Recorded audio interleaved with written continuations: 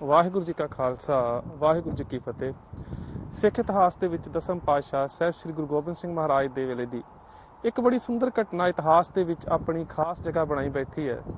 ਦਸਮ ਪਾਤਸ਼ਾਹ ਸਾਹਿਬ ਸ੍ਰੀ ਗੁਰੂ ਗੋਬਿੰਦ ਸਿੰਘ ਮਹਾਰਾਜ ਕਮਰ ਕੱਸਾ ਕਰਕੇ ਸ਼ਸਤਰਧਾਰੀ ਹੋ ਕੇ ਘੋੜੇ ਤੇ ਸਵਾਰ ਹੋ ਕੇ ਮੈਦਾਨੇ ਜੰਗ ਦੇ ਵਿੱਚ ਜਾਣ ਲੱਗਦੇ ਨੇ ਤੇ ਗੁਰੂ ਪਾਤਸ਼ਾਹ ਦੇ ਚਰਨਾਂ ਦੇ ਭੋਰੇ ਭਾਈ ਨੰਦ ਲਾਲ ਜੀ ਬੜੇ ਪਿਆਰ ਦੇ ਨਾਲ ਪਾਤਸ਼ਾਹ ਨੂੰ ਇੱਕ ਸਵਾਲ ਕਰਦੇ ਨੇ, ਪਾਤਸ਼ਾਹ ਰੋਜ਼ ਮੈਦਾਨੇ ਜੰਗ ਦੇ ਵਿੱਚ ਸਿੰਘਾਂ ਨੂੰ ਭੇਜ ਦਿਓ, ਕਿਤੇ ਮੈਨੂੰ ਵੀ ਮੈਦਾਨੇ ਜੰਗ ਦੇ ਵਿੱਚ ਜਾਣ ਦਾ ਮੌਕਾ ਦਿਓ। ਮੈਂ ਤਾਂ ਸਾਰਾ ਦਿਨ ਇੱਥੇ ਕਲਮ ਤੇ ਫੜ ਕੇ ਆਪ ਦੀ ਸਿਫਤ ਸਲਾਹ ਤੇ ਉਸ ਅਕਾਲ ਪੁਰਖ ਦੀਆਂ ਸਿਫਤਾਂ ਲਿਖਦਾ ਰਹਿਣਾ। ਮੇਰੇ ਗੁਰਦੇਵ ਪਾਤਸ਼ਾਹ ਨੇ ਇੱਕ ਗੱਲ ਕਹੀ ਸੀ, ਨੰਦ ਲਾਲ ਜੀ, ਕਈ ਸ਼ਮਸ਼ੀਰਾਂ ਕਈ ਵਾਰ ਇੱਕ ਕਲਮਜ਼ਾਰ ਪੈਦਾ ਨਹੀਂ ਕਰਦੀਆਂ, ਪਰ ਇੱਕ ਕਲਮਜ਼ਾਰ ਕਈ ਸ਼ਮਸ਼ੀਰਾਂ ਪੈਦਾ ਕਰਨ ਦੀ ਸਮਰੱਥਾ ਰੱਖਦਾ ਹੈ। ਸੋ ਇੰਜ ਲੱਗਦਾ ਹੈ ਕਿ ਦਸਮ ਪਾਤਸ਼ਾਹ ਦੇ ਇਹਨਾਂ ਸ਼ਬਦਾਂ ਦੇ ਵਿੱਚ ਸ਼ਸਤਰ ਤੇ ਸ਼ਾਸਤਰ ਦੀ ਸੁਮੇਲਤਾ ਦਾ ਜਿਹੜਾ ਚਿੰਤਨ ਕੀਤਾ ਗਿਆ ਹੈ ਉਹ ਹੋਵੇ, ਕਿਉਂਕਿ ਕੇਵਲ ਦਸਮ ਪਾਤਸ਼ਾਹ ਤੱਕ ਨਹੀਂ, ਜਦੋਂ ਗੁਰੂ ਨਾਨਕ ਦੇਵ ਸੱਚੇ ਪਾਤਸ਼ਾਹ ਜਿਸ ਵੇਲੇ ਆਪਣੇ ਪ੍ਰਚਾਰਕ ਦੌਰਿਆਂ ਦੇ ਉੱਪਰ ਜਾਂਦੇ ਨੇ ਤਾਂ ਉਸ ਵੇਲੇ ਸਾਡੇ ਪ੍ਰਾਤਨ ਸਰੋਤਾਂ ਦੇ ਵਿੱਚ ਇੱਕ ਗੱਲ ਦਾ ਜ਼ਿਕਰ ਮਿਲਦਾ ਹੈ ਕਿ ਆਸਾ ਹੱਥ ਕਿਤਾਬ ਕਸ਼। ਜਦੋਂ ਅਸੀਂ ਉੱਥੇ ਉਹਨਾਂ ਭਾਸ਼ਾਵਾਂ ਦੇ ਵਿੱਚ ਇਸ ਚੀਜ਼ ਦਾ ਵਰਣਨ ਕਰਦੇ ਹਾਂ ਤਾਂ ਇੱਕ ਹੱਥ ਦੇ ਵਿੱਚ ਆਸਾ ਡੰਡਾ ਔਰ ਦੂਸਰੇ ਹੱਥ ਦੇ ਵਿੱਚ ਕਿਤਾਬ, ਉਹ ਵੀ ਇੱਕ ਤਰ੍ਹਾਂ ਦੇ ਨਾਲ ਸ਼ਸਤਰ ਤੇ ਸ਼ਾਸਤਰ ਦੀ ਪਰੰਪਰਾ ਦਾ ਸੁਮੇਲ ਹੀ ਲੱਗਦਾ ਹੈ। ਜਿਸ ਤਰ੍ਹਾਂ ਕਿ ਅਲਾਯਾਰ ਖਾਂ ਜੋਗੀ ਨੇ ਬੜਾ ਸੁੰਦਰ ਲਿਖਿਆ ਹੈ, ਕਹਿੰਦਾ ਮੂਸਾ ਅਸਾ ਨਹੀਂ ਹੈ ਹਾਥ ਮੇਂ ਮੂਸਾ ਕਾ ਅਸਾ ਹੈ, ਫਰਹੂਮ ਅਦੂ ਕੀ ਮੇਰੀ ਮੁੱਠੀ ਮੇਂ ਕਜ਼ਾ ਹੈ।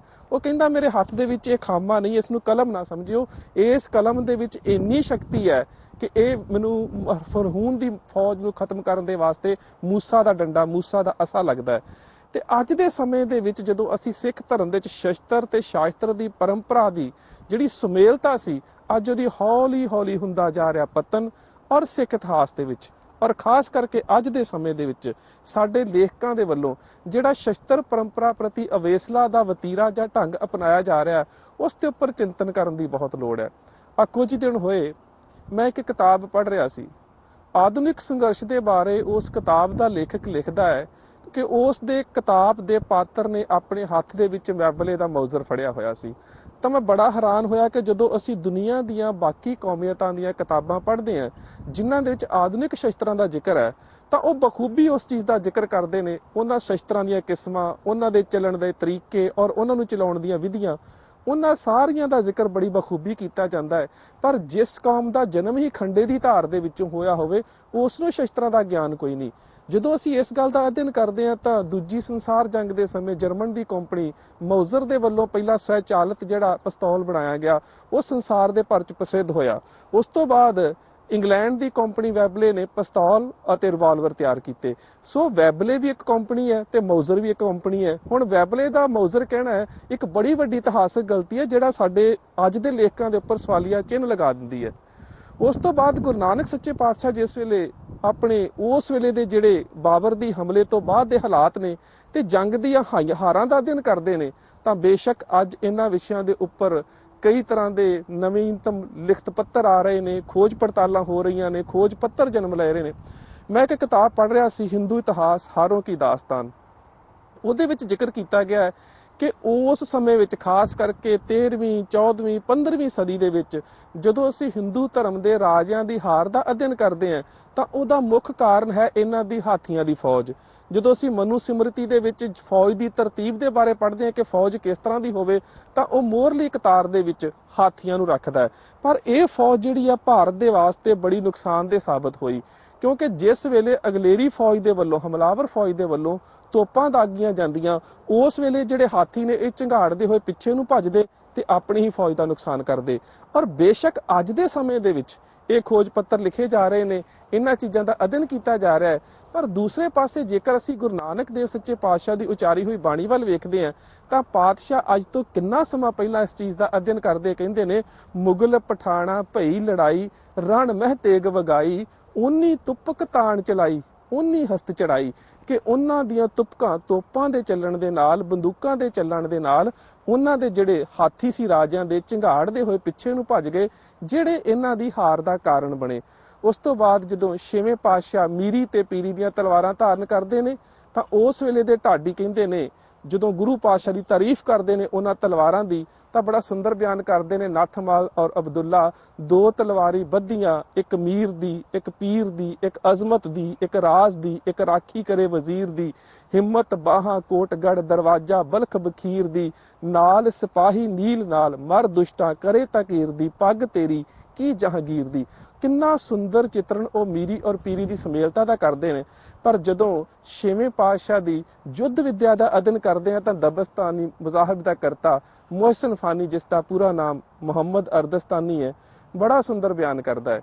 ਕਹਿੰਦਾ ਮੈਂ ਕਿਤੇ ਵੀ ਮੈਦਾਨੇ ਜੰਗ ਦੇ ਵਿੱਚ ਗੁਰੂ ਪਾਤਸ਼ਾਹ ਨੂੰ ਗੁੱਸੇ ਦੇ ਵਿੱਚ ਨਹੀਂ ਵੇਖਿਆ। ਉਹ ਤਾਂ ਮੈਦਾਨੇ ਜੰਗ ਦੇ ਵਿੱਚ ਜਦੋਂ ਦੁਸ਼ਮਣ ਤੇ ਵਾਰ ਵੀ ਕਰਦੇ ਨੇ ਤੇ ਬੜੇ ਪਿਆਰ ਦੇ ਨਾਲ ਕਹਿੰਦੇ ਨੇ, ਜਦਨ ਈ ਨੇਸਤ ਬੱਲੋ ਜਦਨ ਈ ਅਸਤ, ਪੁੱਤਰਾ ਵਾਰ ਇੰਜ ਨਹੀਂ ਵਾਰ ਇੰਜ ਕਰੀਦਾ। ਔਰ ਦਸਮ ਪਾਤਸ਼ਾਹ ਸਾਹਿਬ ਸ੍ਰੀ ਗੁਰੂ ਗੋਬਿੰਦ ਸਿੰਘ ਮਹਾਰਾਜ ਨੇ ਤਾਂ ਸ਼ਸਤਰ ਧਾਰਨ ਦਾ ਜਿਹੜਾ ਸਮਾਂ ਉਹ ਵੀ ਨਿਯਤ ਕਰ ਦਿੱਤਾ। ਆਪਣੀ ਰਚਨਾ ਵਿੱਚ ਗੁਰੂ ਪਾਤਸ਼ਾਹ ਕਹਿੰਦੇ ਨੇ, ਝੁੰਕਾਰ ਅਜ਼ਹਮਾ ਹੀਲ ਤੇ ਦਰ ਗੁਜਸ਼ਤ ਹਲਾਲ ਅਸਤ ਬੁਰਦਨ ਬ ਸ਼ਮਸ਼ੀਰੇ ਦਸਤ। ਜਦੋਂ ਸਾਰੇ ਹੀਲੇ ਵਸੀਲੇ ਧਿਰ ਉਪਾਵਾਂ ਉਹ ਸਭ ਕੁਝ ਹਾਰ ਜਾਂਦੇ ਨੇ ਤਾਂ ਉਸ ਵੇਲੇ ਤਲਵਾਰ ਦੀ ਵਰਤੋਂ ਜਾਇਜ਼ ਹੈ। ਪਰ ਜਦੋਂ ਅਸੀਂ ਉਹ ਕੌਮੀਅਤ ਜਿਸ ਦਾ ਜਨਮ ਖੰਡੇ ਦੀ ਧਾਰ ਦੇ ਵਿੱਚੋਂ ਹੋਇਆ, ਉਹ ਕੌਮੀਅਤ ਜਦੋਂ ਅੱਜ ਸ਼ਸਤਰ ਵਿਦਿਆ ਦਾ ਅਧਿਐਨ, ਸ਼ਸਤਰਾਂ ਦੀਆਂ ਕਿਸਮਾਂ, ਸ਼ਸਤਰਾਂ ਵੱਲੋਂ ਚਲਾਉਣ ਦੀਆਂ ਵਿਧੀਆਂ, ਉਹਨਾਂ ਦੀ ਵਰਤੋਂ ਦੇ ਤਰੀਕੇ, ਉਹਨਾਂ ਦੇ ਚੱਲਣ ਤੋਂ ਪੈਦਾ ਹੋਈ ਆਵਾਜ਼, ਜਦੋਂ ਅੱਜ ਅਸੀਂ ਇਹਨਾਂ ਸਾਰੀਆਂ ਚੀਜ਼ਾਂ ਤੋਂ ਅਣਜਾਣਤਾ ਦੇ ਦੌਰ ਦੇ ਵਿੱਚ ਹਾਂ ਤਾਂ ਕਿਤੇ ਨਾ ਕਿਤੇ ਸਾਡਾ ਫਰਜ਼ ਬਣ ਜਾਂਦਾ ਹੈ ਕਿ ਅਸੀਂ ਆਪਣੀ ਆਉਣ ਵਾਲੀ ਪੀੜ੍ਹੀ ਨੂੰ ਸ਼ਸਤਰ ਵਿਦਿਆ ਬਾਰੇ ਔਰ ਸ਼ਸਤਰ ਵਿਦਿਆ ਦੀ ਅਹਿਮੀਅਤ ਬਾਰੇ ਜ਼ਰੂਰ ਜਾਣਕਾਰੀ ਦਈਏ। ਕਿਉਂਕਿ ਉਹ ਲੋਕ ਜਿਹੜੇ ਮੈਦਾਨੇ ਜੰਗ ਚੋਂ ਭੱਜਦੇ ਰਹੇ ਲੋ, ਉਹ ਲੋਕ ਜਿਨ੍ਹਾਂ ਦੀਆਂ ਔਰਤਾਂ ਗਜ਼ਨੀ ਦੇ ਬਾਜ਼ਾਰਾਂ ਦੀਆਂ ਸ਼ਿੰਗਾਰ ਬਣਦੀਆਂ ਰਹੀਆਂ, ਉਹ ਲੋਕ ਜਿਹੜਾ ਭਾਰਤ ਦੇ ਮੁਗਲਾਂ ਦੇ ਰਾਜਿਆਂ ਨੂੰ ਆਪਣੀਆਂ ਬੇਟੀਆਂ ਦੇ ਡੋਲੇ ਦੇ ਕੇ ਰਾਜ ਭਾਗ ਮਾਣਦੇ ਰਹੇ, ਅੱਜ ਉਹਨਾਂ ਦੀ ਉਮਤ RSS ਵੱਲੋਂ ਚਲਾਏ ਜਾ ਰਹੇ ਸ਼ਸਤਰ ਵਿਦਿਆ ਕੈਂਪਾਂ ਦੇ ਵਿੱਚ ਹਥਿਆਰਾਂ ਦੀ ਟ੍ਰੇਨਿੰਗ ਲੈ ਰਹੀ ਹੈ।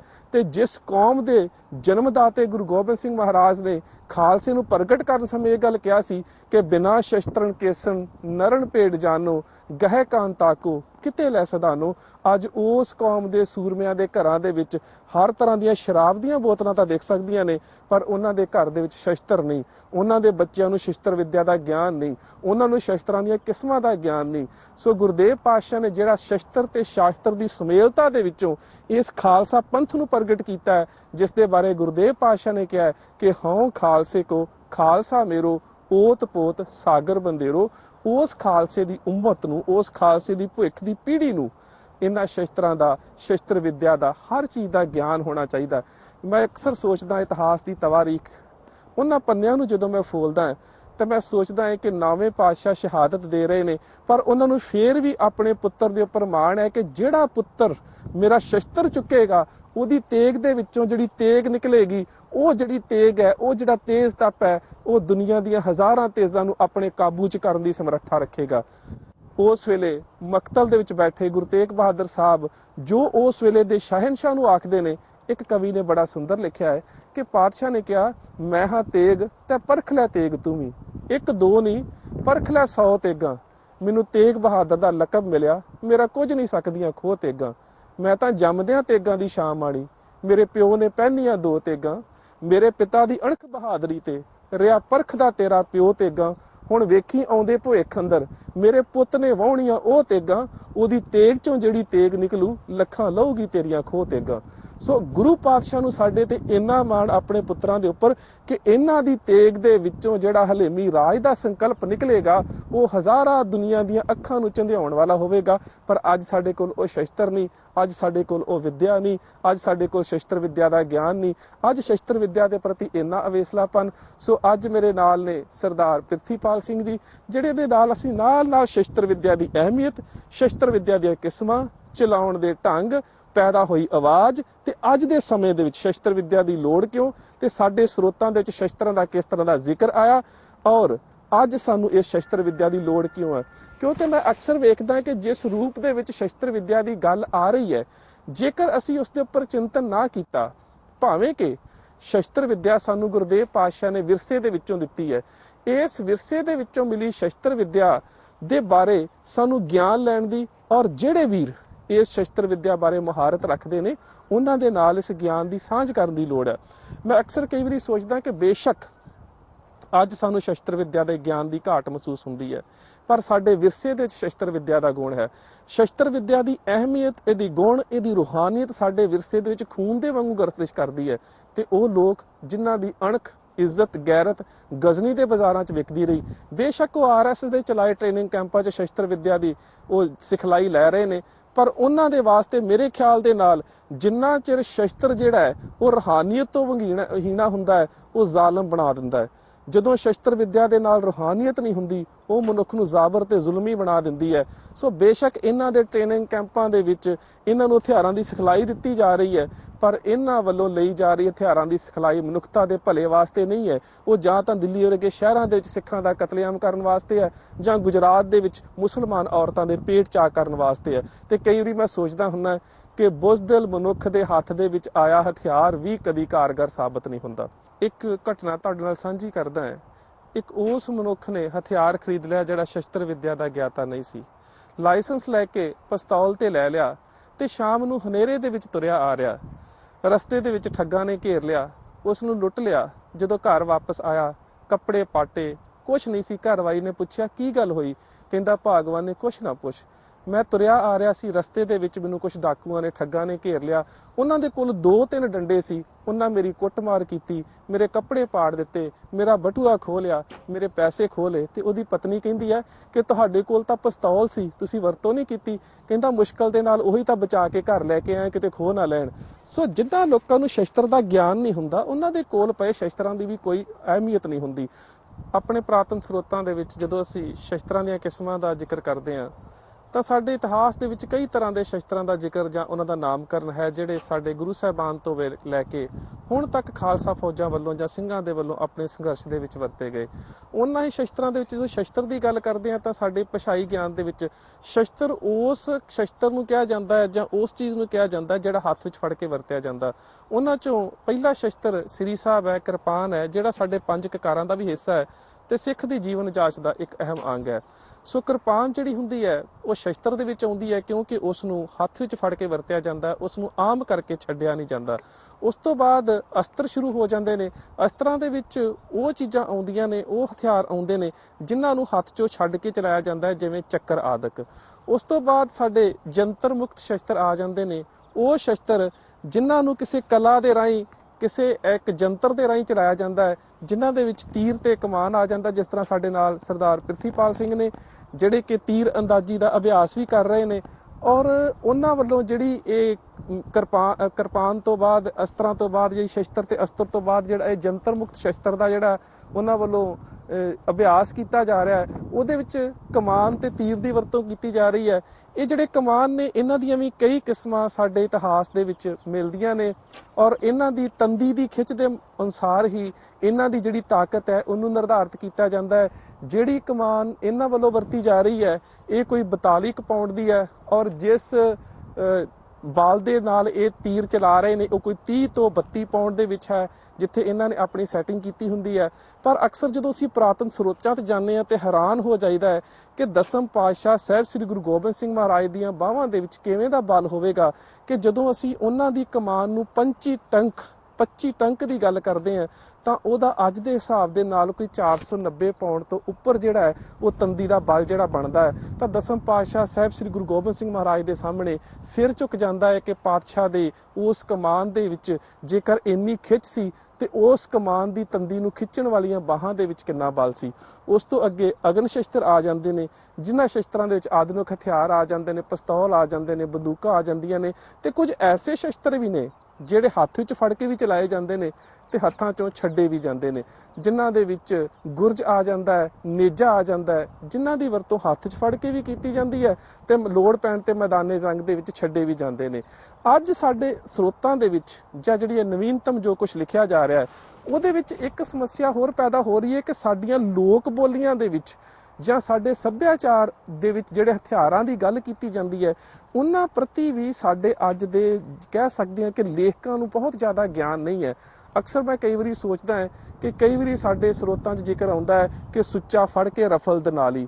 ਹੁਣ ਜਿਹੜੀ ਦਨਾਲੀ ਹੈ, ਬਰੀਚ ਲੋਡਿੰਗ ਗਨ ਹੈ, ਉਹ ਕੋਈ ਰਾਈਫਲ ਨਹੀਂ ਹੈ। ਭਾਵੇਂ ਕਿ ਆ ਜਾ ਕੇ ਸਾਰੇ ਹੀ ਜਿਹੜੇ ਇਸ ਤਰ੍ਹਾਂ ਦੇ ਅਗਨ ਸ਼ਸਤਰ ਨੇ ਉਹਨਾਂ ਵਾਸਤੇ ਗਨ ਸ਼ਬਦ ਵਰਤਿਆ ਜਾਂਦਾ ਹੈ, ਪਰ ਰਾਈਫਲ ਜਿਹੜੀ ਹੈ ਇੱਕ ਵੱਖਰੀ ਚੀਜ਼ ਹੈ, ਜਿਹੜੀ ਦੁਨਾਲੀ ਹੈ ਉਹ ਰਾਈਫਲ ਨਹੀਂ ਹੈ। ਦੂਜੇ ਪਾਸੇ ਜਦੋਂ ਅਸੀਂ ਗੱਲ ਕਰਦੇ ਹਾਂ ਅਕਸਰ ਜਦੋਂ ਡਾਂਗ ਦੇ ਨਾਲ, ਪੰਜਾਬੀ ਦੇ ਵਿੱਚ ਅਕਸਰ ਕਹਿੰਦੇ ਕਿ ਡਾਂਗ ਦੇ ਨਾਲ ਵਾਰ ਕੀਤਾ ਤੇ ਆਵਾਜ਼ ਕਿਵੇਂ ਦੀ ਪੈਦਾ ਹੋਵੇ, ਜਿਸ ਤਰ੍ਹਾਂ ਸਾਡੇ ਸੱਭਿਆਚਾਰ ਦੀਆਂ ਬੋਲੀਆਂ 'ਚ ਜ਼ਿਕਰ ਹੈ ਕਿ ਜਿੱਥੇ ਵੱਜਦੀ ਬੱਦਲ ਵਾਂਗ ਗੱਜਦੀ ਕਾਲੀ ਡਾਂਗ ਮੇਰੇ ਵੀਰ ਦੀ, ਉੱਥੇ ਹੁਣ ਜਿਹੜੀ ਡਾਂਗ ਹੈ ਉਹ ਕੋਈ ਬੋਫਰਸ ਤੋਪ ਦਾ ਗੋਲਾ ਨਹੀਂ ਹੈ ਕਿ ਉਹ ਇੰਨੀ ਵੱਡੀ ਆਵਾਜ਼ ਪ੍ਰਗਟ ਕਰਦੀ ਹੋਵੇ।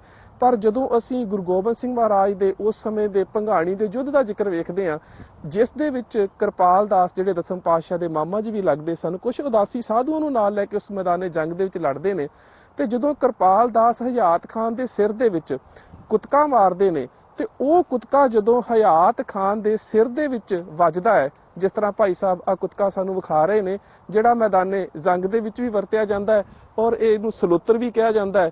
ਇਹ ਜਦੋਂ ਕੁਤਕਾ ਕਿਰਪਾਲ ਦਾਸ ਜਿਸ ਵੇਲੇ ਹਯਾਤ ਖਾਨ ਦੇ ਸਿਰ 'ਚ ਮਾਰਦੇ ਨੇ ਤੇ ਜਿਹੜੀ ਉਸ ਵੇਲੇ ਦੀ ਆਵਾਜ਼ ਜਾਂ ਉਹਦੇ ਸਿਰ ਫਿਸਣ ਦਾ, ਉਹਦੇ ਸਿਰ ਦੇ ਉੱਪਰ ਕੁਤਕਾ ਵੱਜਣ ਦਾ ਜਿਹੜਾ ਉਸ ਸਮੇਂ ਪੇਸ਼ ਹੁੰਦਾ ਹੈ ਨਜ਼ਾਰਾ, ਦਸਮ ਪਾਤਸ਼ਾਹ ਕਹਿੰਦੇ ਨੇ ਕਿਰਪਾਲ ਦਾਸ ਕੋਪਿਅੰ ਕੁਤਕਾ ਸੰਭਾਰੀ ਹਠੀ ਖਾਨ ਹਯਾਤ ਕੇ ਸੀਸ ਝਾਰੀ ਉਠੀ ਇਸ਼ ਸ਼ਿਸ਼ਮ ਕੱਢਾ ਮੇਜ ਜੋਰਨ ਮਨਮ ਮਾਖਨਮ ਮਟਕੀ ਕਾਨ ਫੋੜ।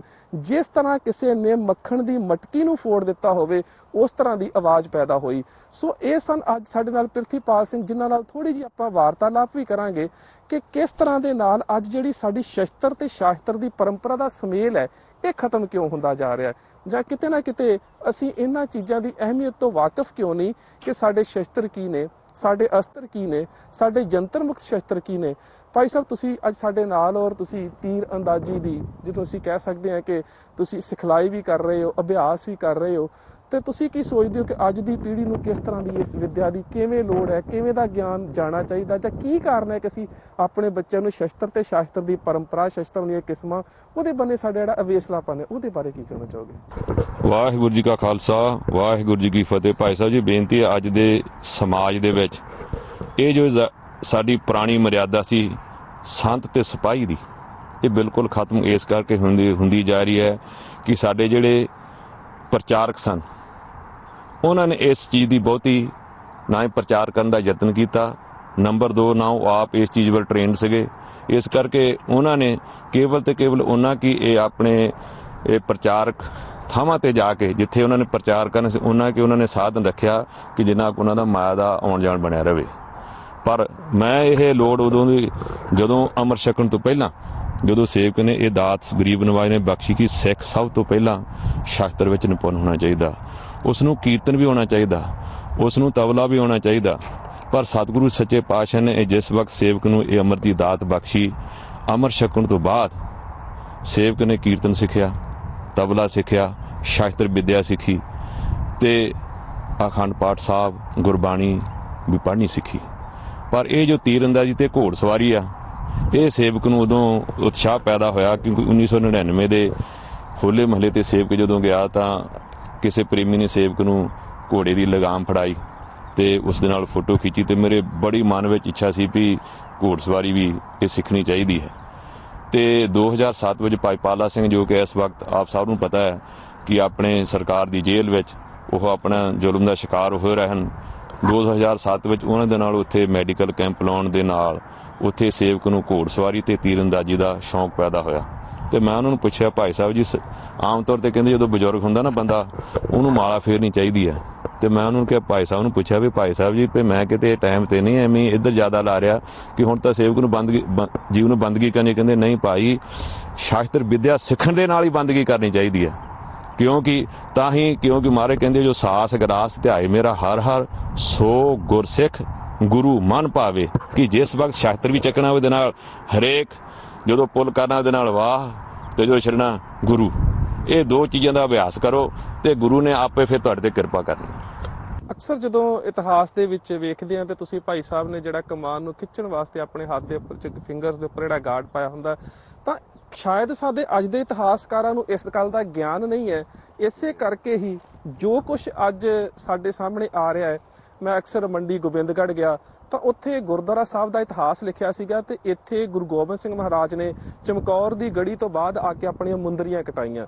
ਹੁਣ ਮੇਰੇ ਮਨ ਦੇ ਵਿੱਚ ਉਦੋਂ ਇੱਕ ਗੱਲ ਸੀਗੀ ਕਿ ਇਹ ਜਿਹੜੀਆਂ ਮੁੰਦਰੀਆਂ ਕਟਾਉਣ ਦੀ ਗੱਲ ਹੈ ਕਿ ਗੁਰੂ ਸਾਹਿਬਾਨ ਮੁੰਦਰੀਆਂ ਪਹਿਨਦੇ ਹੋਣਗੇ, ਪਰ ਜਦੋਂ ਮੈਂ ਉਸ ਸਮੇਂ ਦੇ ਇਤਿਹਾਸਕ ਸਰੋਤਾਂ ਦਾ ਅਧਿਐਨ ਕੀਤਾ ਤਾਂ ਬੇਸ਼ੱਕ ਅੱਜ ਨਵੀਨ ਕਿਸਮ ਦੀਆਂ ਇਹ ਚੀਜ਼ਾਂ ਜਿਹੜੀਆਂ ਸਾਡੇ ਕੋਲ ਹਨ ਸ਼ਸਤਰ ਵਿੱਦਿਆ ਦੇ ਵਾਸਤੇ, ਪਰ ਉਹਨਾਂ ਸਮਿਆਂ ਦੇ ਵਿੱਚ ਤੀਰ ਨੂੰ ਚਲਾਉਣ ਦੇ ਵਾਸਤੇ ਲੋਹੇ ਦੇ ਛੱਲੇ ਬਣਾਏ ਜਾਂਦੇ ਸੀ ਤਾਂ ਕਿ ਜਿਹੜੀਆਂ ਉਂਗਲੀਆਂ ਸੀ ਉਹ ਜ਼ਖਮੀ ਨਾ ਹੋਣ। ਸੋ ਗੁਰੂ ਪਾਤਸ਼ਾਹ ਵੱਲੋਂ ਜਿਹੜੇ ਲੋਹੇ ਦੇ ਤੀਰਾਂ ਨੂੰ ਚਲਾਉਣ ਦੇ ਵਾਸਤੇ ਛੱਲੇ ਪਾਏ ਜਾਂਦੇ ਸੀਗੇ, ਉਹ ਜਦੋਂ ਬਾਰ-ਬਾਰ ਤੀਰ ਚਲਾਉਣ ਦੇ ਨਾਲ ਉਹਨਾਂ ਦੀਆਂ ਉਂਗਲਾਂ ਨੂੰ ਸੋਜਸ਼ ਹੋ ਗਈ ਤੇ ਉਹ ਲੱਥ ਨਾ ਸਕੇ ਤੇ ਉਹਨਾਂ ਨੇ ਮੰਡੀ ਗੋਬਿੰਦਗੜ੍ਹ ਆ ਕੇ ਇੱਕ ਲੋਹੇ ਦਾ ਕੰਮ ਕਰਨ ਵਾਲੇ ਇਸ ਤੋਂ ਆ ਕੇ ਉਹ ਛੱਲੇ ਕਟਵਾਏ ਤਾਂ ਉਹਨਾਂ ਨੂੰ ਅੱਜ ਇਤਿਹਾਸ 'ਚ ਲਿਖਿਆ ਜਾ ਰਿਹਾ ਕਿ ਗੁਰੂ ਸਾਹਿਬ ਨੇ ਮੁੰਦਰੀਆਂ ਕਟਾਈਆਂ। ਇਸੇ ਤਰ੍ਹਾਂ ਜਦੋਂ ਮੈਂ ਇੱਕ ਕਿਤਾਬ ਪੜ੍ਹ ਰਿਹਾ ਸੀ ਕਿ ਸਿੱਖ ਵੀ ਨਿਗਲਿਆ ਗਿਆ ਤਾਂ ਉਹਦੇ ਵਿੱਚ ਮੈਨੂੰ ਇੰਝ ਲੱਗਾ ਕਿ ਕਿਤੇ ਨਾ ਕਿਤੇ ਜਦੋਂ ਸਾਨੂੰ ਸ਼ਸਤਰਾਂ ਦੇ ਬਾਰੇ ਜਾਣਕਾਰੀ ਨਹੀਂ ਆ, ਉੱਥੇ ਲੇਖਕ ਕਹਿ ਰਹੇ ਨੇ ਕਿ ਮੈਂ ਆਪਣੀ ਦੋਸਤ ਵਿੰਨੀ ਮਹਾਜਨ ਦੇ ਪਰਸ ਦੇ ਵਿੱਚ ਇੱਕ .25 ਦਾ ਪਿਸਟਲ ਵੇਖਿਆ ਤਾਂ ਮੈਨੂੰ ਉਸੇ ਵੇਲੇ ਸਰਦਾਰ ਊਧਮ ਸਿੰਘ ਦੀ ਯਾਦ ਆ ਗਈ, ਕਿਉਂਕਿ ਇਸੇ ਮੇਕ ਦੇ ਇਸੇ ਤਰ੍ਹਾਂ ਦੇ ਪਿਸਟਲ ਦੇ ਨਾਲ ਉਹਨਾਂ ਨੇ ਅਡਵਾਇਰ ਨੂੰ ਮਾਰਿਆ ਸੀ। ਪਰ ਜਦੋਂ ਮੈਂ ਆ ਕੇ ਉਸ ਸ਼ਸਤਰਾਂ ਦਾ ਜਾਂ ਉਸ ਸਮੇਂ ਊਧਮ ਸਿੰਘ ਹੁਣਾਂ ਨੇ ਜੋ ਕੁਝ ਕੀਤਾ ਹੈ ਉਹਦਾ ਸਾਰਾ ਅਧਿਐਨ ਕੀਤਾ ਤਾਂ ਮੈਨੂੰ ਲੱਗਾ ਕਿ ਉਹਨਾਂ ਨੇ ਸਮਿਥ ਐਂਡ ਵੈਸਨ ਦੇ .45 ਬੋਰ ਦੇ ਰਿਵਾਲਵਰ ਦੇ ਨਾਲ ਉਸ ਨੂੰ ਮਾਰਿਆ ਸੀਗਾ। ਔਰ ਬਕਾਇਦਾ ਅੰਗਰੇਜ਼ੀ ਸਰਕਾਰ ਨੇ ਆਪਣੇ ਉਸ ਵੇਲੇ ਦੇ ਫੈਸਲੇ ਦੇ ਵਿੱਚ ਵੀ ਲਿਖਿਆ ਹੈ ਕਿ ਉਸ ਨੇ ਸਮਿਥ ਐਂਡ ਵੈਸਨ ਕੰਪਨੀ ਦਾ .45 ਬੋਰ ਦਾ ਰਿਵਾਲਵਰ ਵਰਤਿਆ ਤੇ ਉਸ ਨੇ ਉਹਦੇ ਵਿੱਚ ਜਿਹੜੇ ਕਾਰਤੂਸ ਵਰਤੇ ਉਹ .44 ਬੋਰ ਦੇ ਸੀ। ਉਹਨਾਂ ਨੇ ਇਲ ਫਿਟਿੰਗ ਕਾਰਟ੍ਰਿਜ ਲਿਖਿਆ ਹੈ ਕਿ ਜੇਕਰ ਉਹ ਕਾਰਤੂਸ ਵੀ ਕਿਤੇ ਉਹਦੇ ਨਾਲ ਦੇ ਬੋਰ ਦੇ ਉਹਦੇ ਕੋਲ ਹੁੰਦੇ ਤਾਂ ਸ਼ਾਇਦ ਨੁਕਸਾਨ ਹੋਰ ਵੀ ਹੋ ਸਕਦਾ ਸੀਗਾ। ਸੋ ਪਤਾ ਨਹੀਂ ਕਿਉਂ ਅਸੀਂ ਆਪਣੇ ਇਤਿਹਾਸ ਦੀ ਸਰੋਤਾਂ ਦੀ ਖੋਜ ਕਿਉਂ ਨਹੀਂ ਕਰ ਰਹੇ, ਅਸੀਂ ਇਤਿਹਾਸ ਜਾਂ ਸ਼ਸਤਰਾਂ ਦੇ ਵਿੱਚ ਜਿਹੜੀ ਸ਼ਸਤਰ ਵਿੱਦਿਆ ਹੈ ਉਹਦੀ ਅਹਿਮੀਅਤ ਨੂੰ ਕਿਉਂ ਨਹੀਂ ਸਮਝ ਰਹੇ। ਤੁਸੀਂ ਆ ਕਿਤੇ ਸਿੱਖਾਂ ਤੋਂ ਬਾਹਰਲੇ ਕੌਮੀਅਤਾਂ ਦੇ ਕਿਤੇ ਨਾਵਲ ਪੜ੍ਹ ਕੇ ਵੇਖੋ, ਕਿਤੇ ਸਫ਼ਰਨਾਮੇ ਪੜ੍ਹੋ, ਕਿਤੇ ਸ਼ਿਕਾਰ ਦੀਆਂ ਕਿਤਾਬਾਂ ਪੜ੍ਹੋ, ਮੈਂ ਹੈਰਾਨ ਹੋ ਜਾਂਦਾ ਕਿ ਉਹਨਾਂ ਲੋਕਾਂ ਨੂੰ ਸ਼ਸਤਰ ਵਿੱਦਿਆ ਦੇ ਵਿੱਚੋਂ ਕੋਈ ਗੁੜਤੀ ਨਹੀਂ ਮਿਲੀ, ਉਹਨਾਂ ਨੇ ਖੰਡੇ ਬਾਟੇ ਦੀ ਪਾਹੁਲ ਨਹੀਂ ਲਈ, ਪਰ ਉਹ ਜਦੋਂ ਸ਼ਸਤਰ ਵਿੱਦਿਆ ਦੇ ਗਿਆਨ ਦੀ ਗੱਲ ਕਰਦੇ ਨੇ ਤਾਂ ਉਹ ਇਹੋ ਜਿਹਾ ਇੱਕ ਨਕਸ਼ਾ ਖਿੱਚ ਕੇ ਰੱਖ ਦਿੰਦੇ ਨੇ ਕਿ ਤੁਹਾਡੀਆਂ ਅੱਖਾਂ ਦੇ ਸਾਹਮਣੇ ਸਭ ਕੁਝ ਆ ਜਾਂਦਾ ਹੈ। ਪਰ ਜਿਸ ਕੌਮ ਦਾ ਜਨਮ ਖੰਡੇ ਬਾਟੇ ਦੀ ਪਾਹੁਲ 'ਚ ਹੋਇਆ, ਜਿਹਨੂੰ ਗੁਰੂ ਪਾਤਸ਼ਾਹ ਨੇ ਖੰਡੇ ਦੀ ਨੋਕ ਦੇ ਨਾਲ ਖਾਲਸਾ ਸਜਾਇਆ, ਅੱਜ ਉਹਦੇ ਕੋਲ ਸ਼ਸਤਰ ਵਿੱਦਿਆ ਦਾ ਗਿਆਨ ਜਿਹੜਾ ਹੌਲੀ ਹੌਲੀ ਖਤਮ ਹੋ ਜਾਂਦਾ ਜਾ ਰਿਹਾ ਹੈ। ਤੇ ਮੇਰੇ ਗੁਰਦੇਵ ਪਾਤਸ਼ਾਹ ਨੂੰ ਤਾਂ ਸ਼ਸਤਰ ਵਿੱਦਿਆ ਦੀ ਅਹਿਮੀਅਤ ਦਾ ਇੰਨਾ ਗਿਆਨ ਕਿ ਉਹ ਸ਼ਸਤਰਾਂ ਦੀਆਂ ਕਿਸਮਾਂ ਦਾ ਗੱਲ ਨਹੀਂ ਕਰਦੇ, ਬਲਕਿ ਸ਼ਸਤਰ ਤੋਂ ਚੱਲਣ ਹੋਣ ਵਾਲੀ ਪੈਦਾ ਹੋਣ ਵਾਲੀ ਆਵਾਜ਼ ਦੀ ਗੱਲ ਕਰਦੇ ਨੇ। ਕੈਬਰ ਕੜਾਕੰ, ਸਰੋਹੀ ਸੜਾਕੰ, ਤੁਪਕ ਤੜਾਕੰ, ਤੁਪਕ ਦੀ ਆਵਾਜ਼ ਕਿਵੇਂ ਦੀ ਹੈ, ਕੈਬਰ ਦੀ ਆਵਾਜ਼ ਕਿਵੇਂ ਦੀ ਹੈ, ਸਰੋਹੀ ਦੀ ਆਵਾਜ਼ ਕਿਵੇਂ ਦੀ ਹੈ। ਸੋ ਲੋੜ ਹੈ ਅੱਜ ਉਹਨਾਂ ਸ਼ਸਤਰ ਵਿੱਦਿਆ ਦੇ ਉਹਨਾਂ ਸਰੋਤਾਂ ਦਾ ਅਧਿਐਨ ਕਰੀਏ। ਭਾਈ ਸਾਹਿਬ, ਤੁਸੀਂ ਇਸ ਤੇ ਕੀ ਸੋਚਦੇ ਹੋ ਕਿ ਜਿਹੜੇ ਅੱਜ ਦੇ ਸਾਡੇ ਲਿਖਾਰੀ ਨੇ, ਇਹ ਕਿਉਂ ਇਸ ਪਾਸੇ ਕਿਉਂ ਨਹੀਂ ਮਿਹਨਤ ਕੀਤੀ ਜਾ ਰਹੀ ਕਿ ਸਾਡੀ ਕੌਮੀਅਤ ਦਾ ਜਨਮ ਜਿਹੜਾ ਜਿਹਨੂੰ ਆਪਾਂ ਕਹਿੰਦੇ ਇੱਕ ਸਸਟੇਨਡ ਕੰਟੀਨਿਊਡ ਪ੍ਰੋਸੈਸ, ਖਾਲਸੇ ਦੀ ਪ੍ਰਕਿਰਿਆ ਦਾ ਵਾ, ਉਹ ਸ਼ਸਤਰ ਤੇ ਸ਼ਾਸਤਰ ਦੀ ਸੁਮੇਲਤਾ 'ਚ ਹੁੰਦਾ ਹੈ, ਕੱਲੀ ਭਗਤੀ 'ਚੋਂ ਨਹੀਂ, ਉਹ ਭਗਤੀ ਤੇ ਸ਼ਕਤੀ ਦੇ ਵਿੱਚੋਂ ਹੁੰਦਾ ਹੈ। ਦਰਅਸਲ ਭਾਈ ਸਾਹਿਬ ਜੀ, ਮੈਂ ਸਮਝਦਾ ਕਿ ਸਾਡਾ ਆਉਣ ਵਾਲਾ ਪ੍ਰਚਾਰਕ ਢਾਂਚਾ ਆ ਉਹ ਇਜ਼ ਨਾਟ ਵੈਲ ਐਜੂਕੇਟਡ, ਕਿਉਂਕਿ ਉਹਨਾਂ ਦਾ ਅੱਜ ਕੱਲ੍ਹ ਇਹ ਕਿਉਂਕਿ ਇਟ ਇਜ਼ ਈਜ਼ੀ ਲਿਵਿੰਗ, ਆਪਣੇ ਜਿਹੜਾ ਪ੍ਰਚਾਰ ਜਿਹੜਾ ਸਾਡਾ ਸਿਸਟਮ ਹੈ ਇਟ ਬਿਕਮ ਈਜ਼ੀ ਲਿਵਿੰਗ। ਪਰ ਜਿਵੇਂ ਭਾਈ ਸਾਹਿਬ ਜੀ ਤੁਸੀਂ ਇਸ ਹਿਸਟਰੀ ਦੀ ਉਹਨੇ ਚੰਗੀ ਤਰ੍ਹਾਂ ਡੂੰਘੀ ਖੋਜ ਕੀਤੀ ਹੈ, ਨੋਟ ਮੈਨੀ ਪੀਪਲ ਡੂ ਇਟ, ਕਿਉਂਕਿ ਉਹਨਾਂ ਕੋਲ ਸਮਾਂ ਹੀ ਨਹੀਂ ਹੈਗਾ। ਦੂਸਰੀ ਨੰਬਰ 2 ਆ ਕਿ ਸਮਾਂ ਉਹ ਇਸ ਕਰਕੇ ਨਹੀਂ ਕੱਢਦੇ ਕਿਉਂਕਿ ਉਹਨਾਂ ਨੂੰ ਆਪਣੀ ਲਿਵਿੰਗ ਕਰਨੀ, ਆਪਣੇ ਬਾਲ ਬੱਚੇ ਪਾਲਣੇ ਹੁੰਦੇ ਆ। ਜੇ ਅਸੀਂ ਚਾਹੁੰਦੇ ਹਾਂ ਕਿ ਸਾਡਾ ਜਿਹੜਾ ਐਜੂਕੇਸ਼ਨ ਸਿਸਟਮ ਆ ਉਹਨੂੰ ਅਪਗ੍ਰੇਡ ਕਰਨ ਲਈ ਇਹ ਸਾਨੂੰ ਬਹੁਤ ਕੁਝ ਕਰਨਾ ਪੈਣਾ। ਨੰਬਰ 1 ਸਾਡੇ ਕੋਲ ਵਧੀਆ ਸਕੂਲ ਹੋਣੇ ਚਾਹੀਦੇ ਆ। ਮੈਂ ਕਈ ਵਾਰੀ ਆਮ ਤੌਰ ਤੇ ਗੱਲ ਕਰਦਾ ਹਾਂ ਕਿ ਜਿਹੜੇ ਇਜ਼ਰਾਈਲੀ ਲੋਕ ਆ, ਜਿਹੜੇ ਯਹੂਦੀ ਲੋਕ ਆ, ਉਹਨਾਂ ਨੇ ਆਪਣੇ ਮਿਲੀਅਨ ਲੋਕਾਂ ਨੂੰ ਮਰਵਾ ਕੇ ਉਹ ਕਿਵੇਂ ਕਾਮਯਾਬ ਹੋਏ, ਕਿਉਂਕਿ ਸਭ ਤੋਂ ਪਹਿਲਾਂ ਉਹਨਾਂ ਨੇ ਆਪਣੇ ਬੱਚਿਆਂ ਨੂੰ ਆਪਣੀ ਹਿਸਟਰੀ, ਆਪਣਾ ਕਲਚਰ ਅਤੇ ਆਪਣੀ ਜ਼ੁਬਾਨ ਤੇ ਆਪਣੇ ਧਰਮ ਰਾਹੀਂ ਉਹਨਾਂ ਨੂੰ ਐਨ ਵੈਲ ਐਜੂਕੇਟਡ ਕੀਤਾ। ਜਦੋਂ ਬੰਦਾ ਵੈਲ ਐਜੂਕੇਟਡ ਹੋਵੇ ਉਹਦੇ ਕੋਲ ਵਧੀਆ ਜੋਬਾਂ ਹੋਣਗੀਆਂ। ਜਿਹੜਾ ਸਤਿਗੁਰੂ ਸੱਚੇ ਪਾਤਸ਼ਾਹ ਨੂੰ ਭਾਈ ਸਾਹਿਬ ਸਾਨੂੰ ਦੇਗ ਤੇ ਤੇਗ ਦਾ ਸਿਧਾਂਤ ਦਿੱਤਾ, ਸਾਡੇ ਕੋਲ ਵਿੱਚ ਕੇਵਲ ਉਹ 1-2 ਅੱਖਰ ਹੀ ਰਹਿ ਗਿਆ। ਦੇਗ ਸਾਡੀ ਪ੍ਰਸ਼ਾਦ ਆ ਤੇ ਤੇਗ ਕਿਰਪਾਨ, ਪਰ ਉਹਦਾ ਅਸਲੀ ਜਿਹੜਾ ਡੀਪ ਮੀਨਿੰਗ ਫਿਲਾਸਫੀ ਉਹਨੂੰ ਅੱਜ ਤੱਕ ਸਮਝ ਨਹੀਂ ਸਕੇ। ਜਿਸ ਜੀਵ ਦੀ ਤੇਗ ਤਕੜੀ ਆ, ਦੇਗ ਤਕੜੀ ਆ, ਉਹਦੀ ਤੇਗ ਵੀ ਤਕੜੀ ਹੋ ਗਈ। ਦੇਗ ਦਾ ਮਤਲਬ ਕਿ ਉਹਦੀ ਮਾਲੀ ਜਿਹੜੀ ਆ ਉਹਦੀ ਪੋਜੀਸ਼ਨ ਆ। ਜਦੋਂ ਜੀਵ ਦੀ ਜਿਹੜੀ ਮਾਲੀ ਪੋਜੀਸ਼ਨ ਹੈਲਥੀ ਐਂਡ ਸਟਰੋਂਗ ਹੋਵੇ ਉਹ ਫਿਰ ਵਧੀਆ ਤੇਗ ਖਰੀਦ ਸਕਦਾ, ਵਧੀਆ ਸ਼ਸਤਰ ਖਰੀਦ ਸਕਦਾ, ਵਧੀਆ ਐਜੂਕੇਸ਼ਨ ਆਪਣੇ ਬੱਚਿਆਂ ਨੂੰ ਦੇ ਸਕਦਾ। ਪਰ ਕਿਉਂਕਿ ਅਸੀਂ ਆਪਣੀ ਜਿਹੜੀ ਦੇਗ ਆ ਉਹਨੂੰ ਹੁਣ ਉਧਰੇ ਪਾਸੇ ਸਪੈਂਡ ਕਰ ਰਹੇ ਹਾਂ। ਜਿਹੜਾ ਮਹਾਰਾਜ ਨੇ ਕਿਹਾ ਜੀ ਇਹ ਸਾਡੀ ਜਿਹੜਾ ਗੁਰੂ ਕੀ ਗੋਲਕ ਆ, ਇਹ ਗਰੀਬ ਦਾ ਮੁੱਖ ਆ। ਹੁਣ ਕੀ ਹੋ ਰਿਹਾ ਜੀ, ਉਹਨੂੰ ਜੇ ਡੀਪਲੀ ਸੋਚੇ ਜਾਂ ਤਾਂ ਸਾਡੀਆਂ ਇਹ ਆਪਣੇ ਕੀ ਨਾ ਮੁਕੱਦਮੇ ਤੇ ਲੱਗ ਰਿਹਾ ਜਾਂ ਵੋਟਾਂ ਤੇ ਲੱਗ ਰਿਹਾ। ਜੇ ਅਸੀਂ ਇਹ ਜਿਹੜਾ ਸਿਸਟਮ ਹੈ ਗੋਰਿਆਂ ਨੇ ਅਡੈਪਟ ਕੀਤਾ, ਗੋਰਿਆਂ ਨੇ, ਅੰਗਰੇਜ਼ ਲੋਕਾਂ ਨੇ, ਉਹਨੇ ਅਡੈਪਟ ਕਰਕੇ ਆਪਣੇ ਦੇਖੋ ਜਿੱਥੇ ਵੀ ਦੇਖਦੇ ਨਾ ਵੀ ਜ਼ੁਲਮ ਹੁੰਦਾ ਉੱਥੇ ਜਾ ਕੇ ਪਹੁੰਚਦੇ ਕਿ ਨਹੀਂ। At one time Khalsa used to do the same thing. ਹਾਂ, ਜਿਸ ਤਰ੍ਹਾਂ ਭਾਈ ਸਾਹਿਬ ਨੇ ਕਿਹਾ ਹੈ ਕਿ ਜੇਕਰ ਸਾਡੇ ਜਿਹੜੇ ਅੱਜ ਲੇਖਕ ਵੀਰ ਨੇ ਜਾਂ ਜਿਹੜੇ ਵੀ ਧਰਮ ਦੇ ਪ੍ਰਚਾਰ ਦੀ ਗੱਲ ਕਰਨਾ ਚਾਹੁੰਦੇ ਨੇ, ਜੇਕਰ ਸਾਨੂੰ ਸ਼ਸਤਰ ਤੇ ਸ਼ਾਸਤਰ ਦੀ ਸੁਮੇਲਤਾ ਦਾ ਗਿਆਨ ਹੋਵੇ ਤਾਂ ਅਸੀਂ ਆਪਣੀ ਆਉਣ ਵਾਲੀ ਕੌਮੀਅਤ ਦੀ ਪੀੜ੍ਹੀ ਦੀ ਝੋਲੀ ਦੇ ਵਿੱਚ ਇਹ ਗੁਰੂ ਪਾਤਸ਼ਾਹ ਨੇ ਜਿਹੜੇ ਸਾਨੂੰ ਸ਼ਸਤਰ ਤੇ ਸ਼ਾਸਤਰ ਦੇ ਸਿਧਾਂਤ ਬਖਸ਼ਿਸ਼ ਕੀਤੇ ਸੀਗੇ, ਉਹ ਅਸੀਂ ਭਵਿੱਖ ਦੇ ਵਿੱਚ ਇਸ ਵਿਰਸੇ ਨੂੰ ਅੱਗੇ ਲੜੀਵਾਰ ਚੱਲਦਾ ਰੱਖ ਸਕਦੇ ਹਾਂ। ਸੋ ਬੜੀ ਇੱਕ ਵਧੀਆ ਗੱਲ ਹੈ ਕਿ ਭਾਈ ਸਾਹਿਬ ਇਸ ਉਮਰ ਦੇ ਵਿੱਚ ਸ਼ਸਤਰ ਵਿੱਦਿਆ ਦੀ ਸਿਖਲਾਈ ਰਹਿ ਰਹੇ ਨੇ, ਔਰ ਬੜੀ ਚੰਗੀ ਗੱਲ ਹੈ ਕਿ ਤੀਰ ਅੰਦਾਜ਼ੀ ਦੇ ਉੱਪਰ ਜਿਹੜਾ ਨੇ ਆਪਣਾ ਹੁਨਰ ਅਜ਼ਮਾਈ ਕਰ ਰਹੇ ਨੇ। ਭਾਈ ਸਾਹਿਬ, ਉਹਦੇ ਪਿੱਛੇ ਕੋਈ ਕਾਰਨ? ਉਹਦੇ ਕਾਰਨ ਇਹ ਹੈ ਭਾਈ ਸਾਹਿਬ ਜੀ, ਅੱਜ ਕੱਲ੍ਹ ਜਿਹਨਾਂ ਦੀ archery is a very biggest growing sport now and it is in the Olympic. ਅਤੇ ਮੈਂ ਚਾਹੁੰਦਾ ਕਿ ਜਿਹੜੇ ਸਾਡੇ ਨੌਜਵਾਨ ਬੱਚੇ ਬੱਚੀਆਂ ਉਹ ਇਸ ਪਾਸੇ ਲੱਗ ਕੇ ਓਲੰਪਿਕ ਵਿੱਚ ਹਿੱਸਾ ਲੈ ਸਕਣ, ਤਾਂ ਕਿ ਲੋਕਾਂ ਨੂੰ ਪਤਾ ਲੱਗੇ ਜਿਹੜੇ ਇਹ ਗੁਰੂ ਕੇ ਸਿੱਖ ਹਨ, ਇਹਨਾਂ ਵਿੱਚ ਇਹ ਸਪਿਰਿਟ ਹੈਗੀ ਆ। ਜਦੋਂ ਕਿ ਸਾਡਾ ਡੀਡ, ਸਾਡੇ ਇਹ ਗੁਣ, ਇਹ ਜਿਹੜੇ ਤੀਰ ਦੇ ਗੁਣ ਸਤਿਗੁਰੂ ਧੰਨ ਗੁਰੂ ਗੋਬਿੰਦ ਸਿੰਘ ਜੀ ਮਹਾਰਾਜ ਸੱਚੇ ਪਾਤਸ਼ਾਹ ਨੇ, ਛੇਵੇਂ ਪਾਤਸ਼ਾਹ ਨੇ ਸਾਨੂੰ ਦਿੱਤੇ ਸਨ, they are all dying out. Now it is our duty to bring them up. ਉਹ ਕਿੱਦਾਂ ਆ ਸਕਦੇ ਆ ਕਿ ਜਦੋਂ ਅਸੀਂ ਟ੍ਰੇਨਿੰਗ ਲਵਾਂਗੇ, ਪਰ ਅਫਸੋਸ ਹੈ ਕਿ ਅਸੀਂ ਟ੍ਰੇਨਿੰਗ ਕਿੱਥੇ ਲੈਣੀ ਹੈ। ਟ੍ਰੇਨਿੰਗ ਅਸੀਂ ਕੇਵਲ ਤੇ ਕੇਵਲ ਗੋਰਿਆਂ ਦੀ ਕਲੱਬਾਂ ਵਿੱਚ ਜਾ ਕੇ ਲੈ ਸਕਦੇ ਹਾਂ, ਕਿਉਂਕਿ ਜਿੱਥੇ ਪ੍ਰੋਪਰ ਇਹਦੇ ਟ੍ਰੇਨਿੰਗ ਸੈਂਟਰ ਹਨ, ਪ੍ਰੋਪਰ ਇਹਦੀ ਟ੍ਰੇਨਿੰਗ ਦਿੱਤੀ ਜਾਂਦੀ, ਪ੍ਰੋਪਰ ਕੋਚਿੰਗ ਹੁੰਦੀ ਆ। ਅਤੇ ਸੇਵਕ ਨੇ 2 ਸਾਲ ਤੋਂ ਪਹਿਲਾਂ ਇਹ ਸ਼ੁਰੂ ਕੀਤੀ ਸੀ, ਪਰ ਐਕਚੁਅਲੀ ਹੁਣ ਇਸ ਸਾਲ ਤੋਂ ਪਿਛਲੇ ਸਾਲ ਤੋਂ ਬਾਅਦ ਆਮ practising 3 to 4 days, sometime 6 days।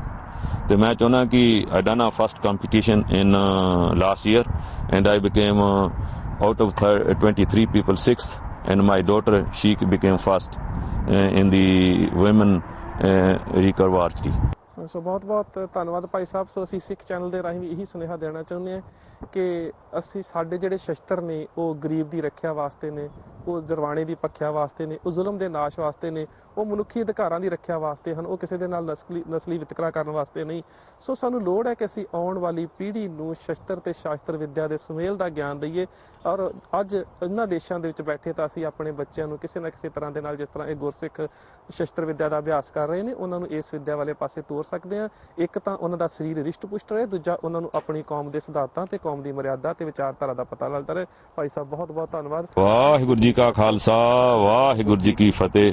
ਬੇਨਤੀ ਆ ਵੀ ਸਿੱਖ ਚੈਨਲ ਦਾ ਬਹੁਤ ਬਹੁਤ ਧੰਨਵਾਦ ਕਿ ਜਿਨ੍ਹਾਂ ਨੇ ਇਹ ਸਮਾਂ ਕੱਢ ਕੇ ਇਸ ਪ੍ਰੋਗਰਾਮ ਨੂੰ ਰਿਕਾਰਡ ਕੀਤਾ ਤੇ ਆਪ ਸਾਰੀਆਂ ਸੰਗਤਾਂ ਦੂਰ ਦਰਾਡੇ ਬੈਠੀਆਂ ਨੂੰ ਤੱਕ ਸੁਨੇਹਾ ਪਹੁੰਚਾਉਣ ਦਾ ਯਤਨ ਕੀਤਾ। ਭਾਈ ਮੇਰੇ ਵੀਰੋ, ਇਹ ਸੁਨੇਹਾ ਕੱਲਾ ਸੁਣ ਤੱਕ ਨਾ ਛੱਡਿਓ, ਇਸ ਨੂੰ ਜ਼ਰੂਰ ਮੈਂ ਇਹ ਬੇਨਤੀ ਕਰਾਂ ਕੱਲੇ ਬੱਚਿਆਂ ਨੂੰ ਵੀ, ਜਿਹੜੇ ਮੇਰੀ ਉਮਰ ਦੇ ਵੀ ਹਨ, ਜਿਹੜੇ ਤੀਰਅੰਦਾਜ਼ੀ ਜਿਸ ਕਲੱਬ ਵਿੱਚ ਕਰਦੇ, ਉੱਥੇ ਦੀ ਓਲਡਸਟ ਪੀਪਲ 84 ਅਤੇ ਸਿਆਣੇ ਬਜ਼ੁਰਗ ਕਰਦੇ ਹਨ ਅਤੇ ਉਹ ਜਾ ਕੇ ਮੁਕਾਬਲੇ ਵਿੱਚ ਹਿੱਸਾ ਲੈਂਦੇ। ਸਾਡੇ ਜਿਹੜੇ ਮੇਰੇ ਵੀਰ ਜਿਨ੍ਹਾਂ ਕੋਲ ਸਮਾਂ ਹੈ ਉਹ ਜ਼ਰੂਰ ਸੰਪਰਕ ਕਰਨ। Thank you. ਵਾਹਿਗੁਰੂ ਜੀ ਕਾ ਖਾਲਸਾ, ਵਾਹਿਗੁਰੂ ਜੀ ਕੀ ਫਤਿਹ।